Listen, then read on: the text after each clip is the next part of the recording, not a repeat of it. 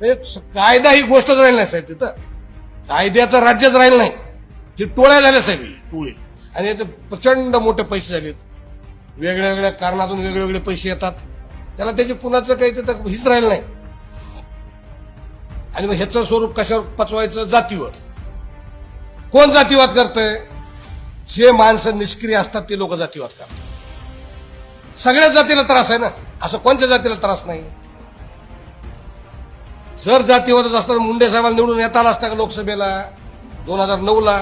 अहो, मराठा समाज 35-40% मत द्यायचं आहे मुंडे साहेबाला. 2014ला आम्ही प्रचार केला मुंडे साहेबाचा, चला एवढा मोठा माणूस जिल्ह्यातला पाडू नये, चांगलं नसतंय, जिल्ह्याची पोझिशन आहे बाबा. आम्ही जातीवादी असतो, आम्ही प्रचार केला असता ना. 2014ला ही कुठं होते? धनंजय मुंडे, ही सगळी टीम गोपीनाथ मुंडे साहेबांच्या विरोधात होते ना. कुणी मुंडे साहेबाला उद्ध्वस्त करायचा प्रयत्न केला? 2014च्या निवडणुकीमध्ये मुंडे साहेबांच्या विरोधात कुणी आक्रमक प्रचार केला? धनंजय मुंडेंनीच केला ना. मग तेव्हा जातीवाद कुठे गेला?